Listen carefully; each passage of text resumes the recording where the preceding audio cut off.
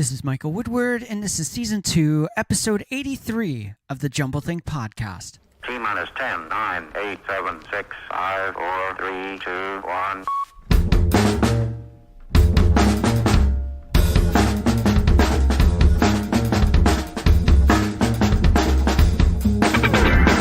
Welcome to the Jumblethink Podcast, where we interview leading entrepreneurs about their journey of turning ideas and dreams into reality. Along the way, they'll share tips on how you can turn your dreams and ideas into reality too. Our guest on today's episode is Stephen Little. More about Stephen in a moment. I want to encourage you, if you haven't already, swing on over to wherever you like to listen to podcasts and subscribe to the Jumblethink Podcast. While you're there, why don't you leave us a rating or review and let us know what you think about the Jumblethink Podcast. Now let's jump into today's episode. Hey there, welcome to the Jumblethink Podcast. My name is Michael Woodward. I am your host. We have an incredible episode lined up for you today. Before we jump in, we want to thank our sponsors for today's episode, OpportunityInChina.com and Floxy. Here's more about them. Have you been looking for a way to change your career or social prospects? Do you see the world around you changing and haven't quite figured out what path to take? Well, you're not alone in seeking opportunity. Visit OpportunityInChina.com for access to scholarships to attend university in China. Or if you have a bachelor's degree already, OpportunityInChina.com provides access to jobs in the educational sector all across China. Working in China is not only often well paid, but it will place you among 1/5 of the world's population, boosting your social network, bringing you more deeply into the story of globalization, and opening doors you never knew existed. So seize your opportunity now. Visit their website at OpportunityInChina.com. While you're there, why don't you check out their podcast too, the Opportunity in China podcast. It's pretty killer. I think you're going to enjoy it too. Here's a little bit more about Floxy. Being a small business owner or an entrepreneur can be hard. If you're like me, your own projects are often the last ones you do. This leaves you without the graphics, website, or copy you need to effectively promote your business and tell your story. Now, what if I told you that there was a better way? Our friends over at Floxy can help you with on-demand, unlimited graphic design, web development, and copywriting with plans starting at a flat rate of $349 per month with no hidden fees. Oh, and their plans are also month to month with a 7-day money-back guarantee for all new accounts. All this can be done with a 24-hour turnaround for most projects and revisions. So check them out at Floxy.com. That's Floxy, Flocksy.com. Let them know that Jumblethink sent you. Today on the podcast, our guest is Stephen Little. He is a serial entrepreneur, an investor, a philanthropist, and so much more. He sold his first company at the age of 15 for a significant six-figure sum and since has led 6 of his own successful startups to private acquisitions of over $100 million each and provided explosive growth and lucrative exits at 8 to 12 time multiples for many dozens more. With top-tier Silicon Valley venture firms and now with Zero Limit Ventures. As founder and managing partner of Zero Limits Ventures, Steve and his team spot unique opportunities for valuation growth where others don't. Known as the Activator, Steve has mentored hundreds of executives and entrepreneurs, helping clients overcome complex challenges and assure peak performance and conscious leadership to generate astounding financial returns. Steve has raised more than $1 billion in startup and growth funding for 11 different businesses. He also is a 4-time champion bodybuilder and powerlifter, an accomplished musician, and a dedicated and loving father to 2 amazing and talented daughters. Now let's jump into the conversation with Stephen Little. I am so excited about today's guest. I met him at New Media Summit. You've probably picked up that a couple of our guests recently are from New Media Summit, which was this amazing event in Austin, Texas, where incredible entrepreneurs, business owners, authors, thought leaders came in and shared what they do so that podcasters like me can connect with them, become aware of them, and invite them on the podcast. Steve was one of those guys where I was like, this is a must-have guest on the podcast. He is everything we're about, and so I'm excited to have him on. Steve, thanks so much for being on. Well, thanks for having me, and thanks for the nice intro. You know, I read your bio, and there is a lot going on there. You are a social or a serial entrepreneur, an investor, a philanthropist, a M&A expert, and a musician and a fitness guru. Not guru, that's not the right word, but a All right. competitive fitness expert. Is that fair? Yeah, yep, that's fine. Yeah, Yeah. and reading your bio made me realize just how lazy I can be some days. So Uh, See, there's the key. The key is that I'm lazy. okay, So you're on the right path. nice, nice. I thought I was, but I wasn't Yeah, sure. that's right. Steve's done a lot. He's and we're gonna get into that, but reading your bio, one of the things that stood out to me as we talk about your foundation of entrepreneurship, where it started, was that this has been a lifelong lifestyle for you. You started at a very young age as an entrepreneur, a very successful entrepreneur at that. Tell us about that journey of finding entrepreneurship and going, hey, this is the path for me. Yeah, sure. I'm happy to do that. It's a great question, and I'm actually want to say I'm sorry to say I don't have a magical story here. It wasn't like I woke up one day inspired to be an entrepreneur. It was more I woke up one Saturday and my dad got tired of me being underfoot and sent me out to cut the grass. Right? And I'd never done that before. I was 13 years old, and he said, what are you bothering me for? Not in those words. Go out and cut the grass, right? Mm-hmm. He was actually a wonderful man. Don't get the wrong impression. But I cut the grass for about 10 minutes and thought, this really stinks. I don't like doing this. So I shut the lawnmower off, walked over to a neighbor's house, got the kid, the son, to come over and push the lawnmower. I said, pay you $5 to cut the grass. Wow. I was going to get 8, pay 5. That was a good deal. Yeah. So, and I thought, well, it actually worked out pretty good. So while he was finishing up, I walked up the street, got 4 or 5 other people to do the same thing, and I'd go up and they'd say, sure, you can come cut the grass, no problem. And one thing led to another, and not even knowing what entrepreneurship was at the age of 13, I ended up building a pretty substantial business. Over the course of 2 years, I had a number of interesting epiphanies that I'll share with you. I grew the business to over 120 yards that we managed every week. Wow.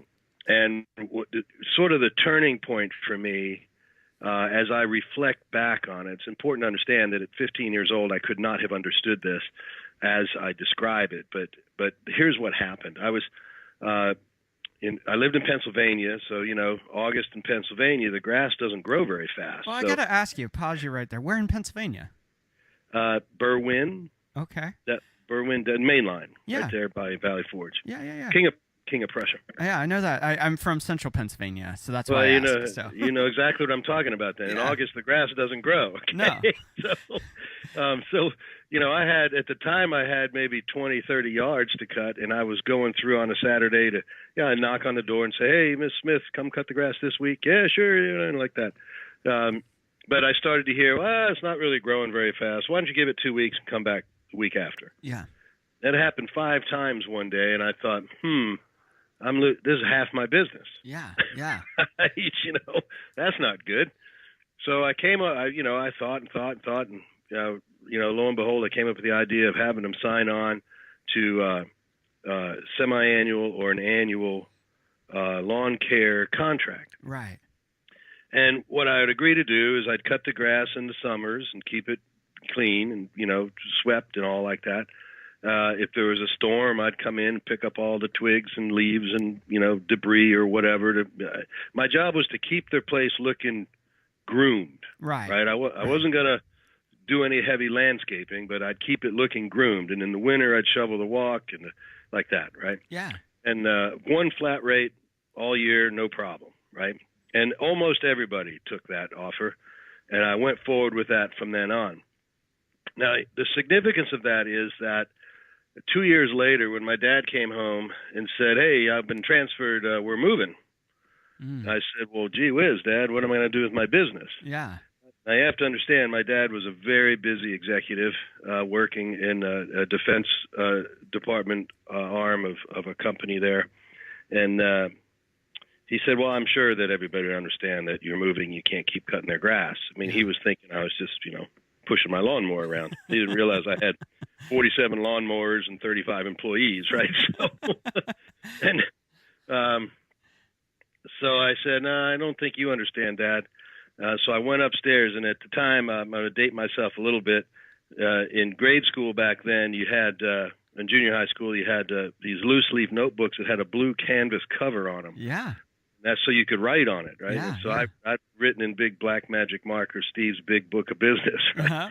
And I kept all the contracts and all the communications, all the letters, all the canceled checks, everything in that book, right?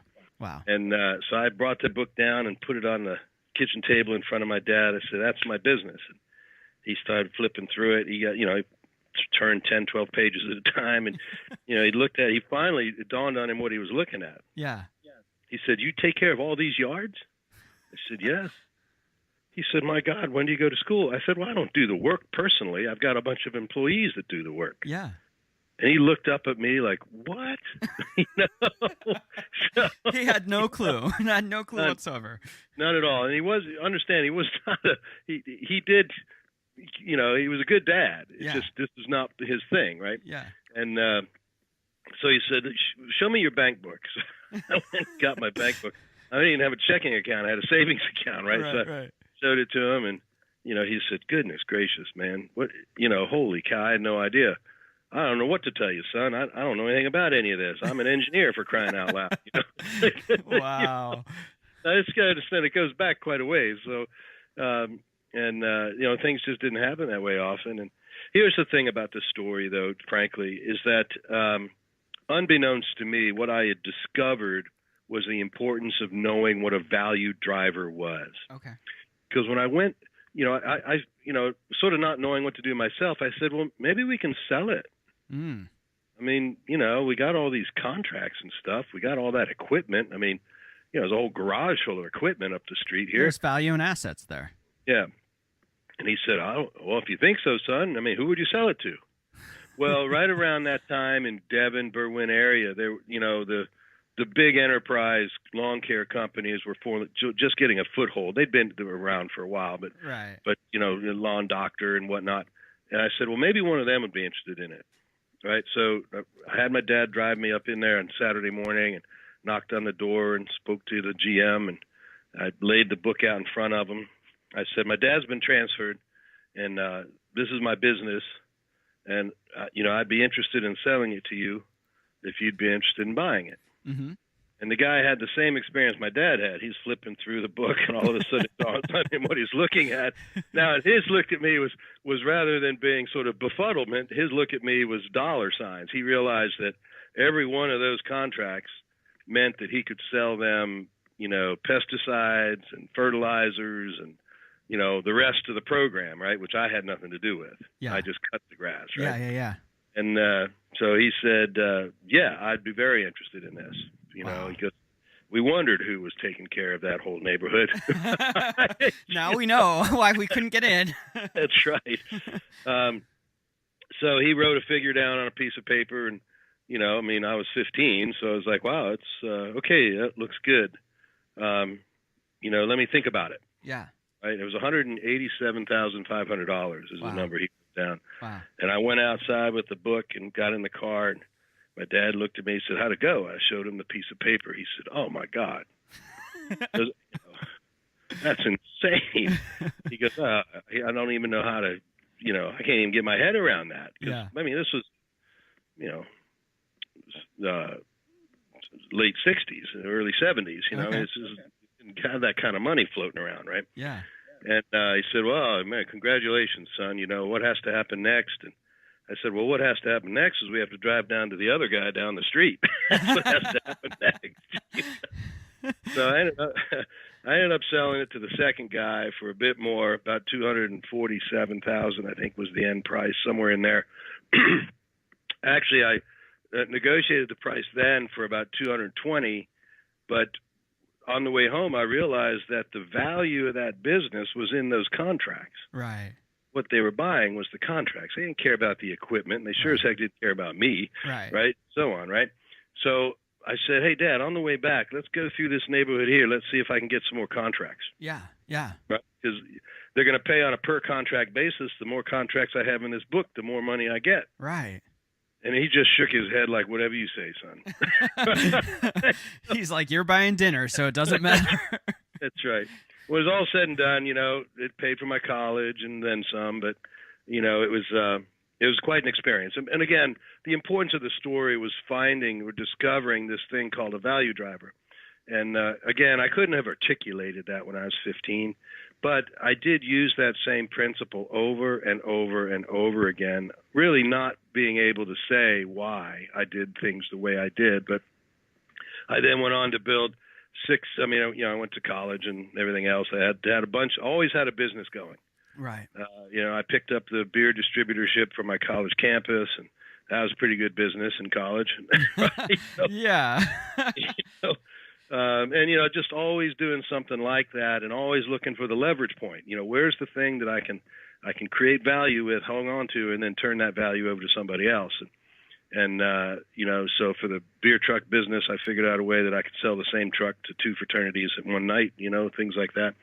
And then I went on to graduate, and then went out to the Bay Area where I built 6 different software companies, sold each of them for considerable sums in the 9-figure range.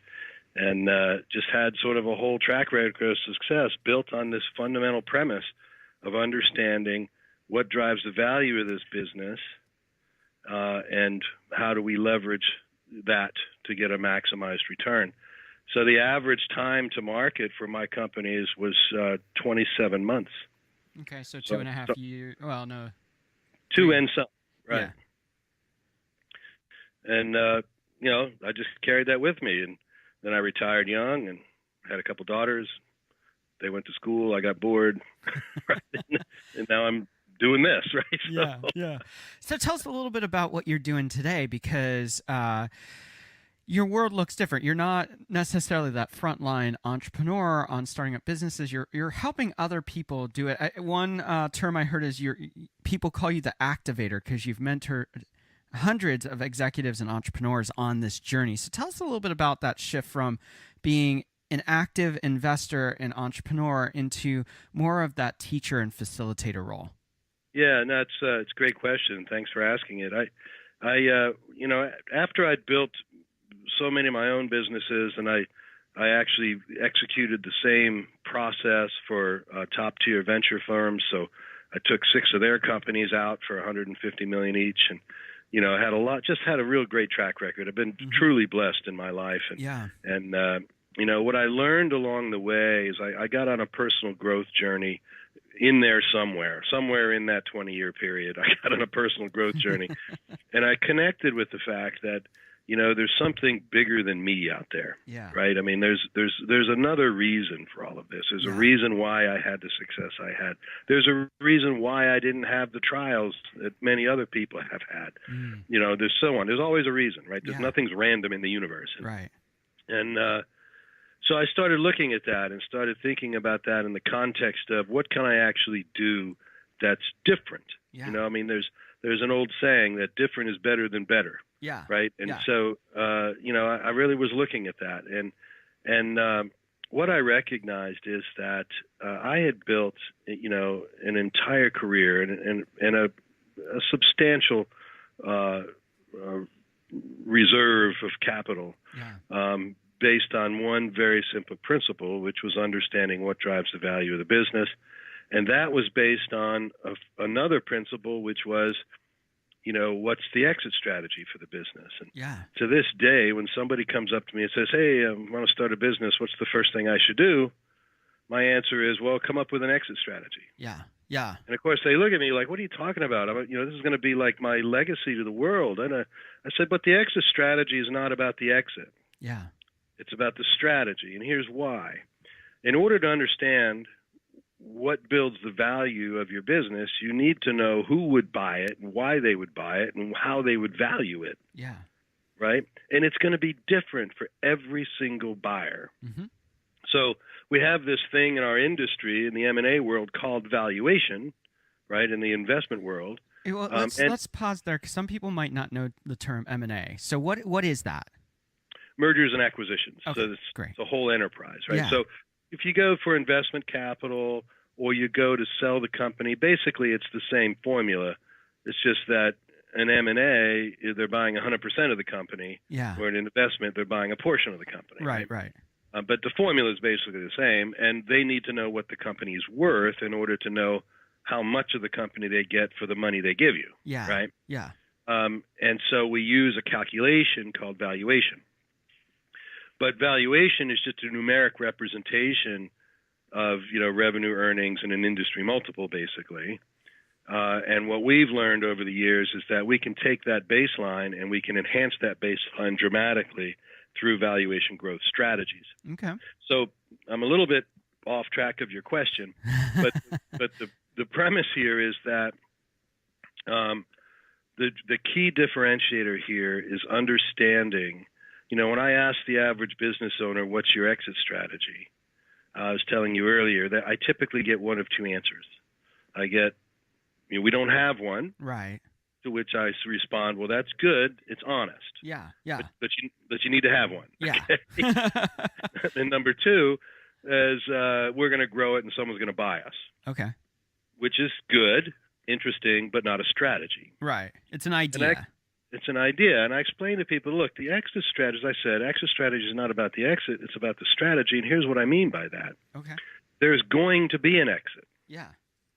It's whether you sell your company, take it public, give it to your employees, give it to your kids, or keel over dead at your desk. Yeah.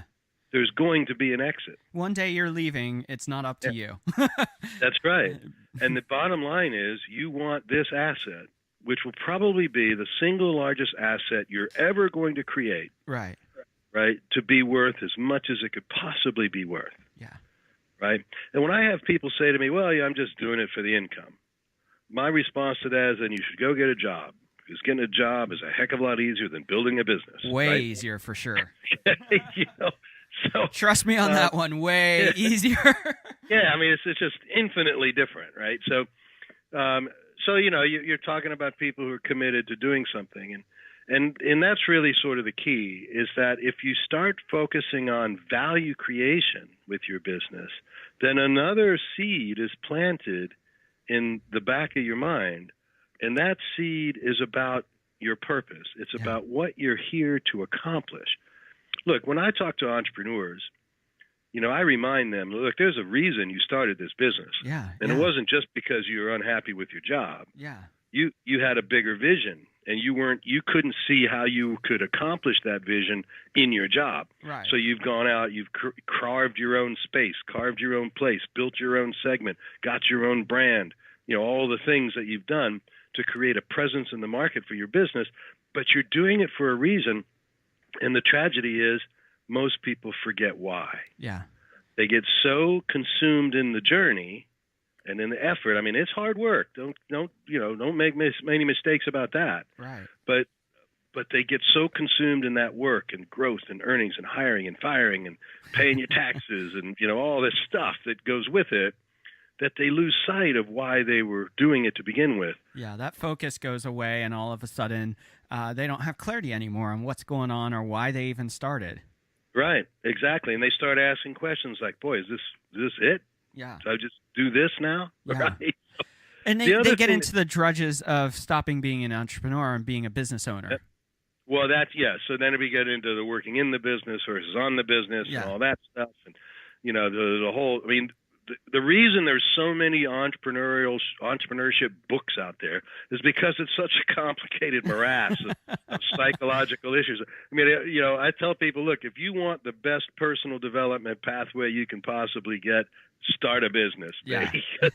You're going to grow in ways you've never conceived of. Yeah, right? For sure. And that's the truth of it. And here's the other thing that happens, though, is that the other thing that can happen is you fall into this trap of, well, I always wanted to be a philanthropist since I was 5 years old. Okay. The first time I ever heard the word philanthropy, I looked at my dad. I said, "What does that mean?"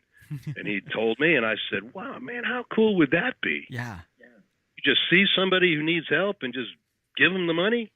Right? Wow, that'd be cool. Yeah. Right. And it's not quite that simple, but anyway.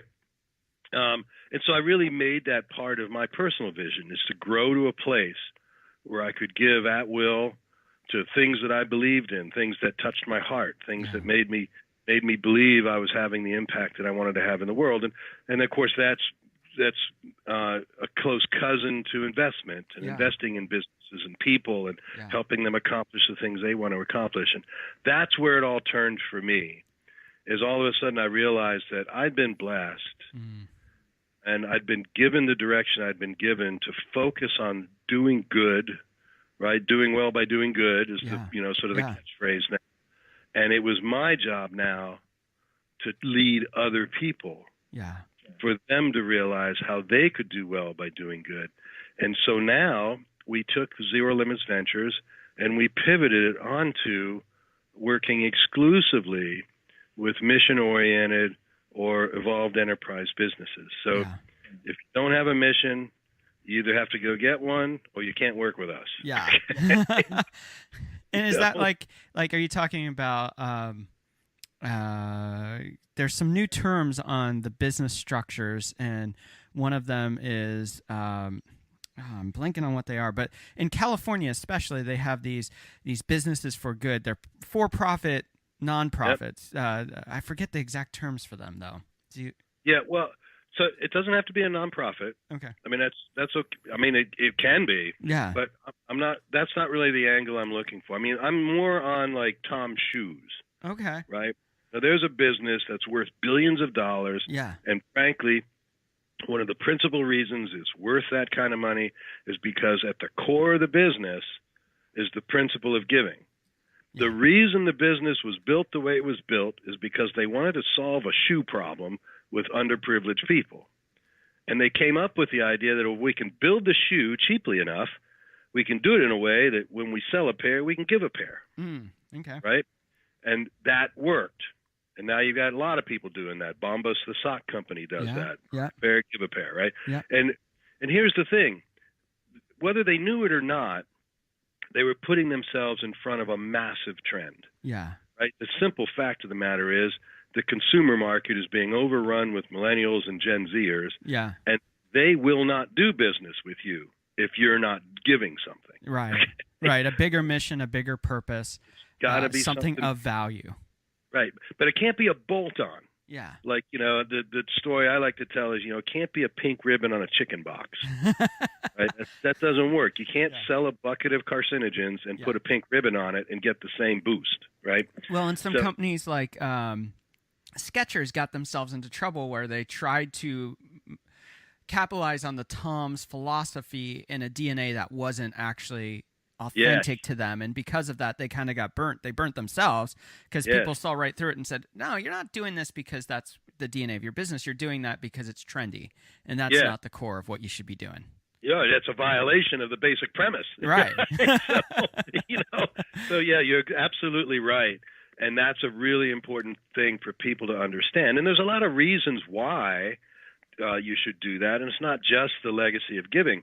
It's also, frankly, a critical value driver. Yeah. Now, most business, I don't know another banker in the world, that's what we call ourselves in the business I'm in, that really understands this principle and uses it as a leverage point to increase valuation.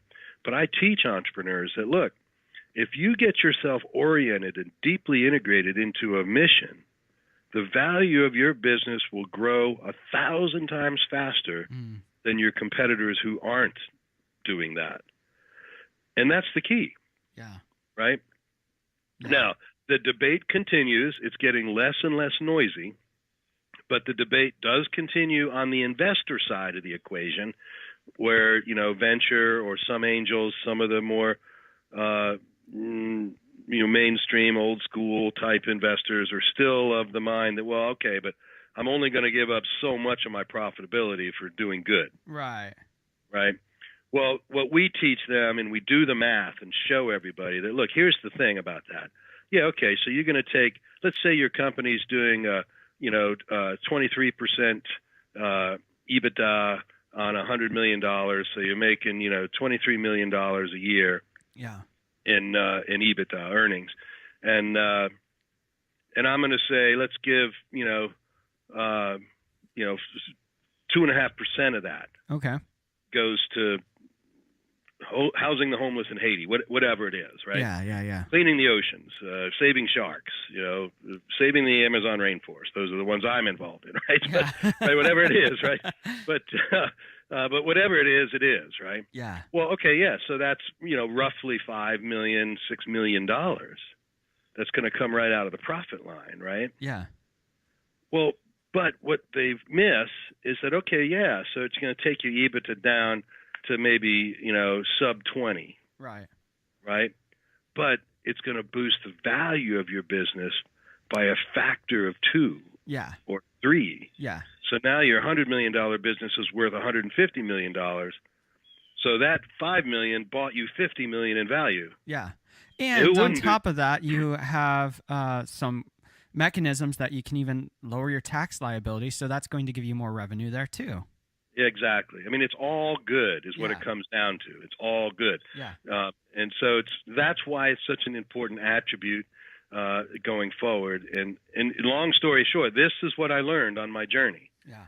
Is that, it's the giving component. Yeah. It's the contribution. It's the having an impact. It's the I'm here for a purpose and I am fulfilling my purpose. Yeah. Right. Well, okay. So we always ask at this end of this first segment about purpose. So this is a perfect time to ask that question. How are you finding purpose in what you do? Well, so for me, I actually worked for years on developing my purpose statement. Okay. And it's very cleanly stated. I create to make others' lives better. That's my life purpose. Yeah. Right. And obviously underneath there, it's a large umbrella with lots and lots of different things. Right. I mean, you can look at it from, as an athlete, I inspire others so that they can have a better life. They want to, people say, hey, I want to look like you, or I want to be like you, or I want to, I want to be healthy and vibrant, like that. How do I do that? Well, here's how, I show people, tell people, right? Like that. Music, same way. Business, personal, when people ask me about, my day, I explain that, well, I'm inspiration driven. I meditate in the morning. I'm literally given inspiration for the day. Mm-hmm. And what I've learned is if I do what I was inspired to do, everything works. If I do something else, not so good. Yeah. Right. So, it's just being in touch with that sort of, whether it's, for whoever, I mean, if it's metaphysical in the universe or spiritual in God, I choose God because it's my upbringing. Yeah. But it's the same thing in real context. And it's really being in touch with, that whole thing. And so the way I'm fulfilling it now is I'm really focused on helping other business owners step across that chasm, really get the courage to say, look, I was about to say earlier that a lot of times what happens to people is they think they have to do something first before they can be in that place of philanthropy or giving, right? Yeah. So, yeah, but you don't. I mean, if you can only afford $50, give $50. Right. Right? Because that $50 is all of a sudden going to bring an extra $10,000 in revenue. Yeah. Not directly. It doesn't have to come from the place you gave it. It's the giving that matters. It's the energy. It's the metaphysical giving, the effect of that on the universe or spiritual world, whichever way you want to define it, that actually creates the energy to generate a return. Because then you're doing what you're here to do. Yeah. See? And that's really the key. And, a lot of people struggle with this, particularly coming from somebody with my background. I mean, people read my bio and they think, this is some, bombastic executive entrepreneur, probably all about profit and work hard. And, and I'm actually about none of those things. I mean, I'm the guy that's saying, hey, we should all work less than 3 days a week. Who's with me?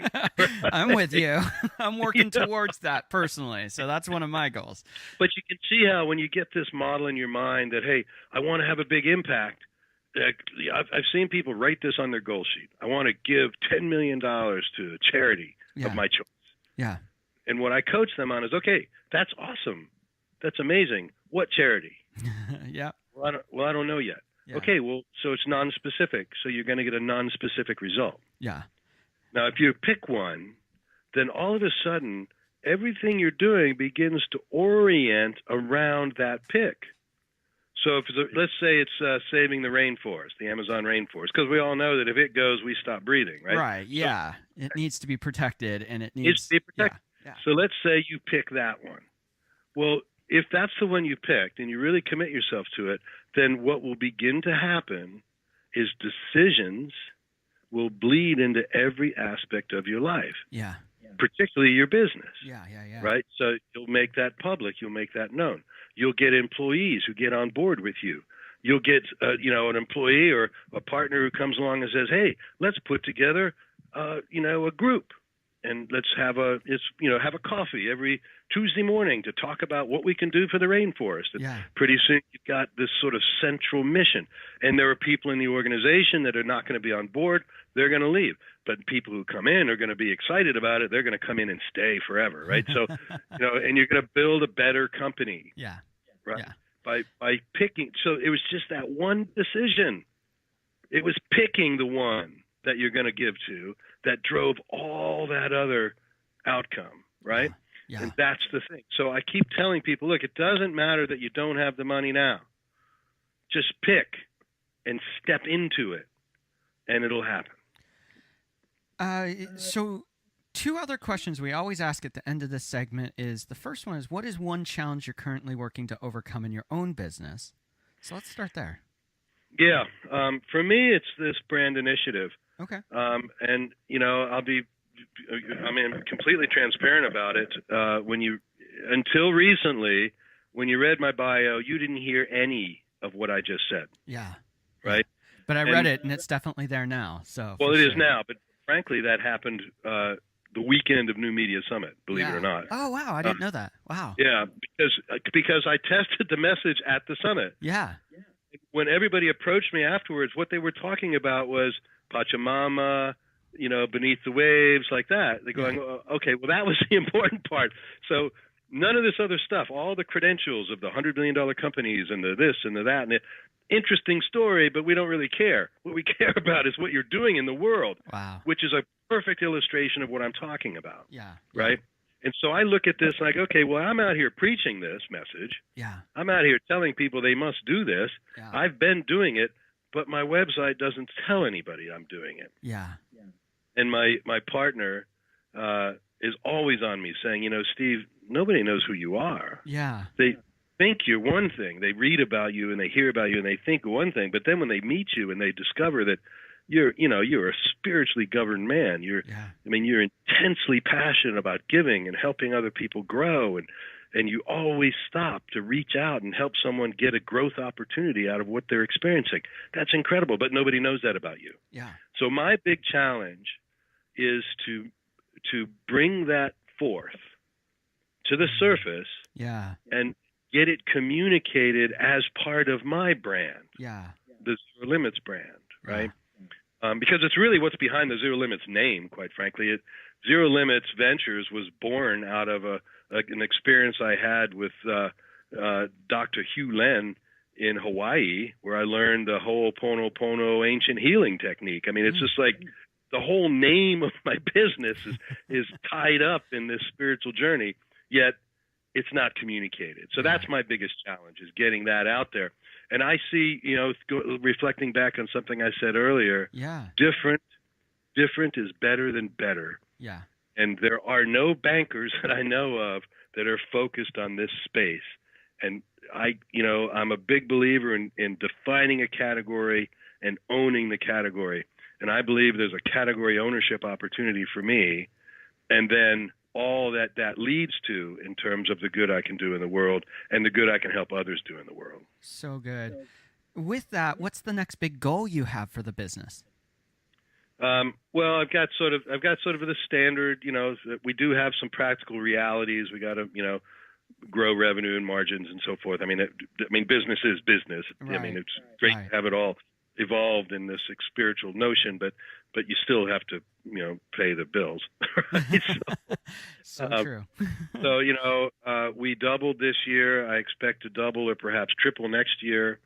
I want to take the capital, the reserves that are generated from that growth, and build my own private equity fund. One of the challenges we have is that when we step into a business and we do something called a valuation growth assessment, which is really helping people understand what's driving the value of their business and how to grow that value. And so we do a deep dive, a very deep analysis on the company, and we generate a report which specifies all the different value growth opportunities that exist for the business and how to capitalize on them. Yeah. Well, the how to capitalize on them oftentimes requires more capital than the company can afford coming out of their cash flow, right? And it's sort of that trade-off. You got to grow earnings, but I'm going to burn more capital, so your earnings shrink, right? So it's like, right? Right. So, you got to keep that balance in place. So my belief is that, well, in those cases, what we do is we go out and we raise capital on behalf of our client. We inject that capital and we accomplish the objective. Yeah. But that cap raise process it's a challenging process, right? Because you're talking about companies who oftentimes haven't quite hit that, that mark yet. Yeah. And venture world won't touch them. Some angels will. We got to get really creative in financing. So my belief was, well, look, we're throwing off enough cash. Let's build our own capital reserve. And, if we believe in the company, we'll put the money in. Yeah, for sure. Makes it a lot easier. Right? Yeah. So that's a big goal for me, right? That's very cool. Before we wrap up this segment, I want to make sure people know how they can find and connect with you. How can they find and connect with you? Yeah, the easiest way to do that is go to all one word, all lowercase, zerolimitsventures.com/access, ACCESS. And there's a bunch of cool stuff there, but, there's a way to just contact me directly as well. There's something called the Valuation Growth Playbook, which is basically an instruction manual for how to figure out what the key value drivers are for your business. There's a training video up there where I go into a lot more depth on some of these principles that I'm sharing with you today. And there's an opportunity for your audience at that website to access me directly by scheduling a 1-hour value growth strategy session with me through that form. So. Very cool. We'll talk a little bit more about that in our second segment. We'll be right back with Steve Little. Today's episode is being sponsored by our friends over at Floxy. Here's a little bit more about them. Floxy is your unlimited graphic design, web development, and copywriting team. It's time to stop thinking about those ideas. The next killer graphic, the next perfect website, the perfect copy for your ads, and start getting them created. Their plans start at $349 a month. No hidden fees, month-to-month billing, and you can cancel at any time. So for all of your web development, copywriting, and graphic designs, make sure you check out Floxy at floxy.com. That's FLOCKSY.com. Now let's return to our conversation with Steve Little. We are back with Steve Little. We're going to go deeper into this topic because it's just awesome. And Steve, when you were talking about where you start in starting your business, you start with the end. There's actually an ancient, I believe it's Greek word or Hebrew word that's acharit, which means start with the end in mind. And I love that whole picture. I always think about it when I'm building websites from that standpoint of like, what's the end result we're building for our client? But even bigger, I've never thought about that concept for my business. Like I know what I want to grow, I know what I want to do every year, but I never think the long story, the long play. So tell us a little bit about shifting that mindset, whether you're starting a business or whether you're in a business, to actually create a strategy around end game growth versus just year over year. Yeah, no, that's a great question. I think that everybody sort of understands the statement start with the end in mind, Right. at some level. I mean, and when I sit down with business owners and say, okay, so what's the end game? What I get are things like, so much money and so many employees or so much market share or, Right. sort of those kinds of things. And, I go through this exercise with them and I'll say, okay, so to me, that's the middle game. Right. And so to you, it's actually the middle game, because the end game for you is, what are you going to do? Yeah. I mean, is it, pick something, you can change it.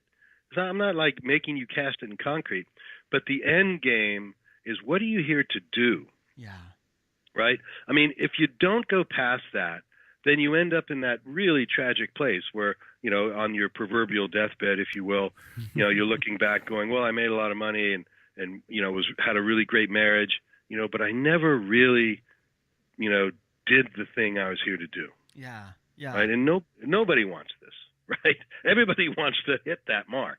Right. So the whole point about end in mind is, no, I mean, go to the real end. Yeah. And then engineer your way backwards from there. Right.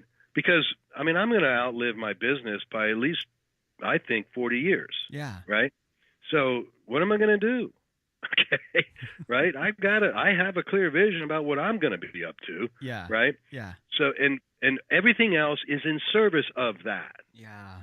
Right. And that makes it so much more rewarding and, frankly, so much easier to do, because you're never caught in the trap of, why am I doing this? And, oh, this is such a nightmare. And, oh, this is so challenging. And, you never have any of that, because you're focused on something that's much further out there, and you're gaining on it every single day. So when I say start with the end in mind, I'm talking about that end. You're talking big picture, not just at the small level. You're talking like the whole way to the end of your journey. Yeah, exactly. So good. Exactly. So good. All right, let's look at the nitty gritty. You mentioned something which is super, super, super powerful, which is invest in growth value, which is different than growth, because growth absolutely. and growth value. So tell us a little bit about the difference of growth versus growth value and what that means. It's critically important to understand the difference, and I appreciate you bringing it up. So growing your business is usually done in with sort of MBA metrics, right? Yeah, so you have KPIs, you've got revenue, you've got earnings, you got profits, you got margins, you got head count, you got market share, those are sort of the arithmetic of growth, right? But what's missing from the growth focus is value. Yeah. Right. And, here's an example. If it depended on revenue and earnings, if those were really the things that created the value of your business, then explain Snapchat to me. Yeah. Okay. They have no revenue, they have no earnings, but they're worth, last time I checked, $28 billion or something. Their stock took a slide yesterday pretty bad, from what I heard. Okay. All right. Well, at one time. Yes, right? for sure. But that's the key, right? Is there's something else in there is the key. Yeah. And here, another example, which is probably easier to get your head around, is Zappos and Amazon. Right. Okay, so Amazon spent $1 billion on a company that didn't sell anything Amazon couldn't or probably didn't already sell. Right. To customers that they didn't probably already have. Yeah. So why did they spend $1 billion? I mean, the math, you go through the growth KPIs, makes no sense. Right. Right?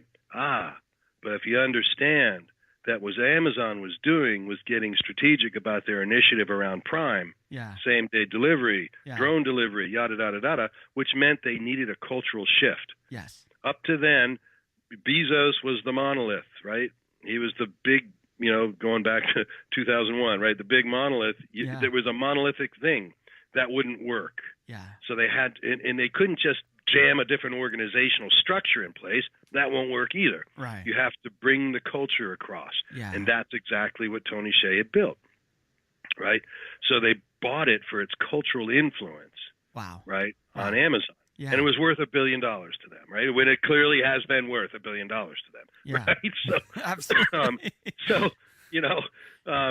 So you see, the real value driver was that cultural component, not the revenue and not the earnings. And that's the difference.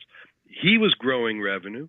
He was growing earnings, right? But the value of the business was determined by the cultural foundation that he built. And Tony built it for that reason. He did it that way for that reason. Yeah. So that's the thing. And that's the big difference. And so when you look at your own business, you want to look through the lens of value growth, not just growth, right? Because they're different things.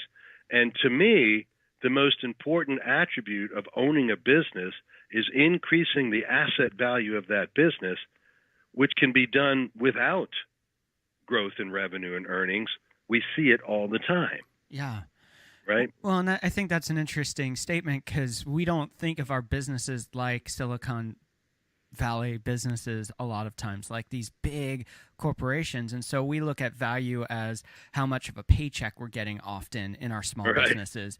And there's more value that we're missing on seeing that we're building based on where we're investing our time, our resources, and energy. So how can people really start defining what that value driver is for their business that is unique to them and where they should be investing to really grow their true value?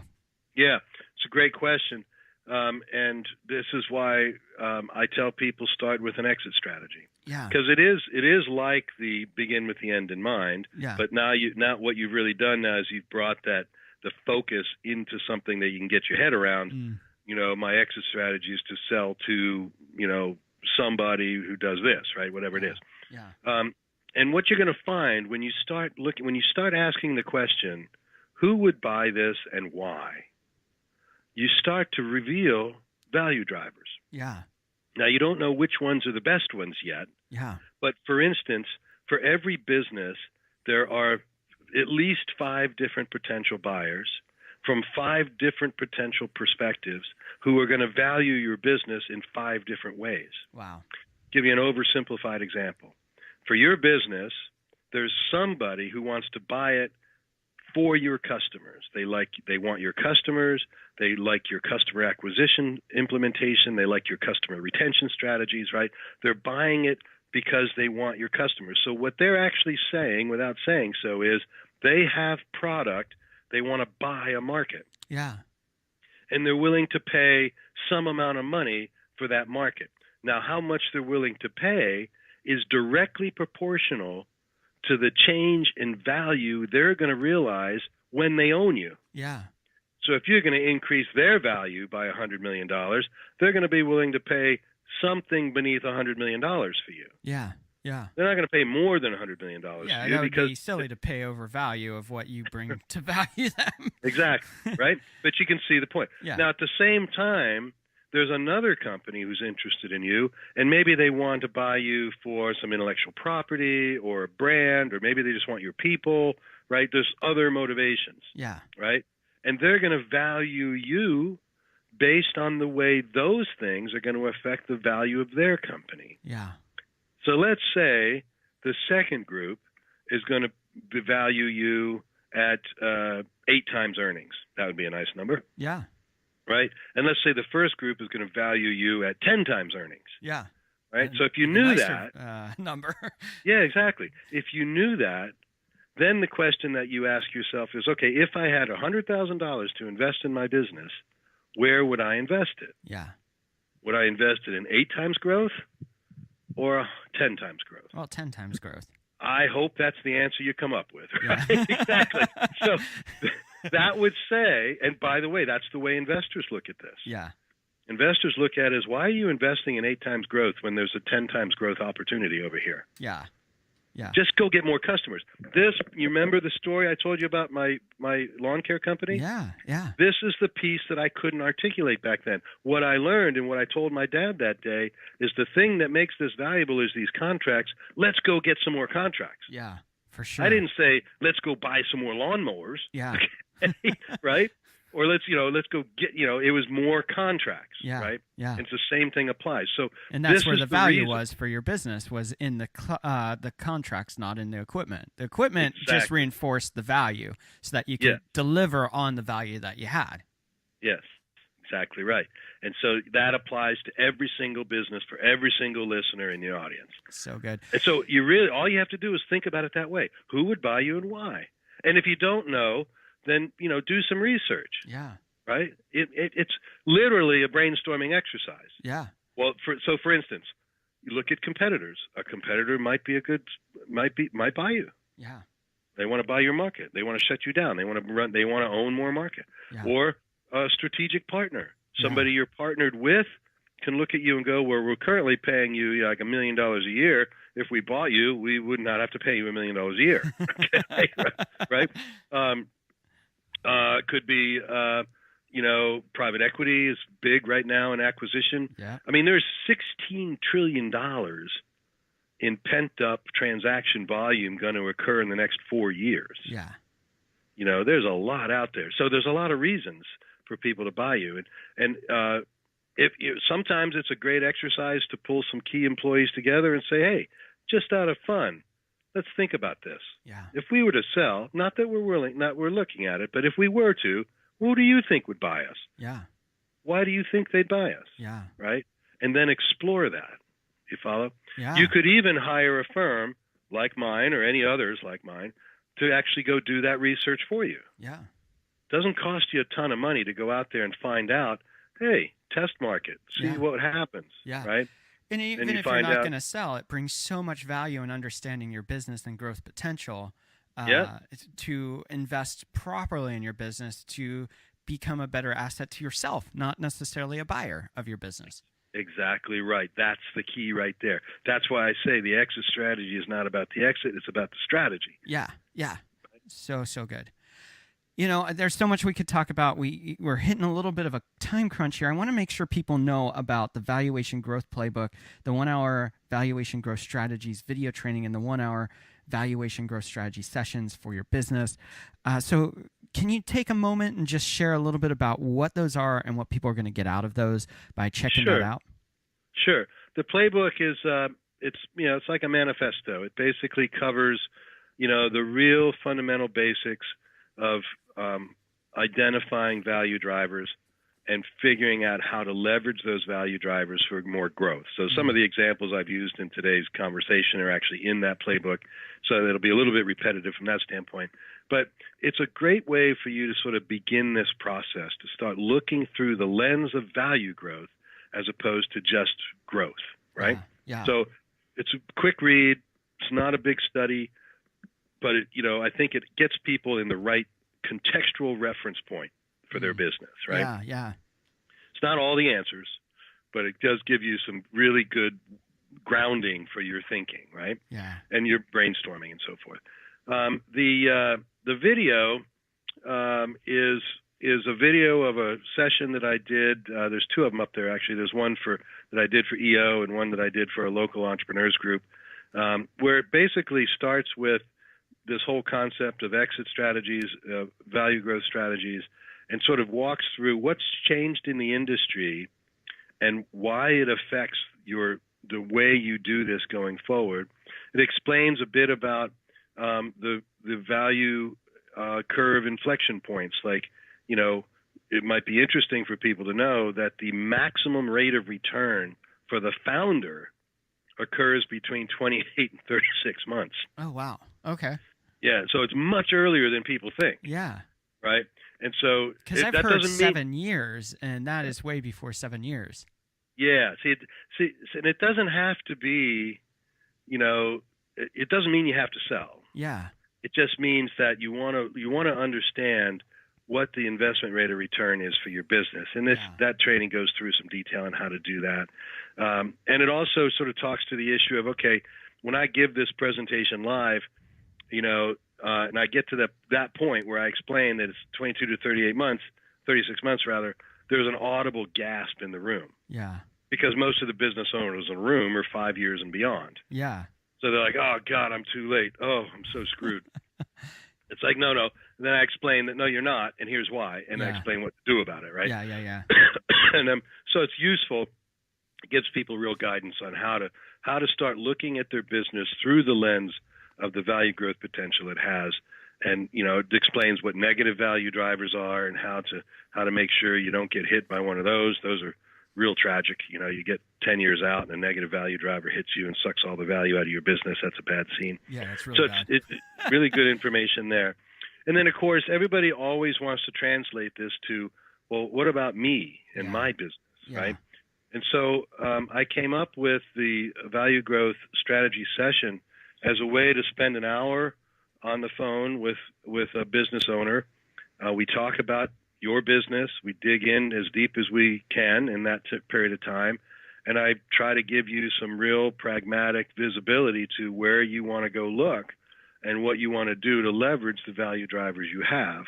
Yeah. Now, obviously, if somebody wants to work with us further, we're happy to do that. But, my intention is to really drive value in that 1 hour session so that you can go away with a practical plan for at least identifying value drivers you hadn't noticed before. So good. You can check all that out at zerolimitsventures.com/access. We have links to that in the episode notes. We're going to be right back with Steve Little for our rapid fire questions. Today's episode is also sponsored by our friends over at opportunityinchina.com. Here's a little bit more about what they are doing. At the dawn of the 19th century, forward-thinking people moved to the commercial centers of Europe. Moving into the 20th century, America welcomed millions into the land of freedom and opportunity. It is now the 21st century. Many of the successes and fortunes of our generations will be made in China. To learn how you can seize opportunity in China, follow the Opportunity in China podcast. The Opportunity in China podcast is available anywhere podcasts are streamed, or you can visit our website at opportunityinchina.com. Now let's join rapid fire questions with our guest, Steve Little. We are back with Steve Little. We're going to go into rapid fire questions. Steve, are you ready for rapid fire questions? Hope so. Okay, first question is, what is one tip you'd give someone with a big idea or dream and they don't know where to start? Figure out who would buy it and what they'd pay for it. What's one change you would like to see in the world? I'd like to see more businesses more socially conscious. Love it. What do you want your legacy to be? Oh, this is easy. I want my tombstone to read, "He brought joy into my life." Oh, that's so good. So good. Where do you find inspiration? Short answer. I receive inspiration each morning in my meditation. I am inspired by people who, will step out into their greatest fears, into their greatest challenges, and step forward and take them on. That inspires me. What is one book you think every dreamer or entrepreneur should read, and why? One book. Ooh. I'll give you two if you want. All right. I would say The Surrender Experiment and Play Bigger. The Surrender Experiment, because it really focuses you on the fact that there's something far grander going on around you than you realize in your day-to-day walk. Yeah. And it connects you with that, awakens you to that notion, and then hopefully would start a journey for you in that direction. And Play Bigger, because it's just really a practical view of how you have a bigger game to play. And my challenge to all entrepreneurs is, as big as you think you're playing, there's an opportunity to play bigger. Wow. Right? So good. What is one trend you're currently excited about? One is the baseline of what's happening in the investment and M&A world around this whole topic of social entrepreneurship and the growth of it, and how that is actually changing the culture of humanity, frankly, not just a country. And the other is the millennials and Gen Zers as they approach the market, because they're driving such a dramatic shift in corporate behavior. Yeah. And I'm telling you, a company that doesn't address those changes is not going to be around 5 years from now. So good. What is one habit you find helpful in your life as an entrepreneur? Daily meditation. Absolute must. It's a half hour of dedicated meditation time. It's got to be part of your daily routine, or there is no way you can have the mental and psychological, neurological focus necessary to generate success. How do you start and finish your day? Well, I start with turning the coffee pot on. Then I go out to, I have a quiet place on my porch. I'm sitting there right now. Yeah. And I meditate there for, 15 to 30 minutes. It's not a huge thing. But I really use basic meditation techniques. I'm not transcendental or anything real freaky. But I go into it with a question, or I go into it with a statement. My mantra is to the universe, you know that I can't do this without you. Yeah. So show me the way. Yeah. Right. And then I go into my meditation, and when I come out, I get direction. Right. I call it inspired action. I either take it or I don't take it. If I take it, I win. If I don't take it, I may not. Right. If you weren't doing what you're doing today, what do you think you'd be doing? I'd probably be really focused on the end part of my journey. Okay. I'm involved in what I'm doing now because I feel the need to multiply my journey. But I could fulfill my personal journey without that multiplication. Yeah. Right. So, but I feel I also have the energy to multiply, and so I'd rather do that. What is one dream you're still wanting to fulfill in your own life? Well, I want to see to fruition the accomplishment of the things that I'm committed to. For instance, one of them is the preservation of the Amazon rainforest, which right now is an eternal battle. Yeah. I'd like to see that battle won. Yeah. So that we never have to worry about whether or not we're going to have a rainforest again. Right. I'd like to see the same in our oceans. I'd like to see that battle won. Right. So, yeah. As we wrap up today's episode, we always like to leave our guests have the final thought. So what's your final thought for us today? Well, I think that I hope that people got a vision that they can sort of work their most enlightened thoughts, into their business ventures. Yeah. That it's not about, I hate it when I hear things like business success is hard work and sacrifice. Yeah. It's absolutely not those things in my mind, right? It needs to be a joy, right? And if it's not a joy, then you need to reevaluate what you're doing. Yeah. Okay? Yeah. Right. So good. Steve, thank you so much for taking time out, being on. We've got to get you back on so we can go a little bit deeper into these topics because there's a lot of wisdom you have to share with the world, and we'd love to share it with them too. So thanks for taking time out, being on, and we're excited to see what you create in the future. Thank you. I would very much enjoy coming back. Really believe in what you're doing. So just, let me know and we'll do more of the same. I'm thrilled at the opportunity. Once again, we want to thank today's guest, Steve Little, for taking time out and being with us today. Check the episode notes where you can find links on how you can connect more with Steve. We also want to thank today's episode sponsors, OpportunityInChina.com and Floxy. Make sure you check out what they're doing and connect up with them. We want to thank you for tuning in to today's episode. I hope it's encouraged you on your journey of chasing big ideas and dreams and changing the world around you. Les mères de famille, les enfants, peuvent également prendre un moment revitalisant dans quelques mois, lorsque vous aurez bien saisi la technique et que vous serez maître de votre corps. Vous pourrez vous décontracter même en travaillant.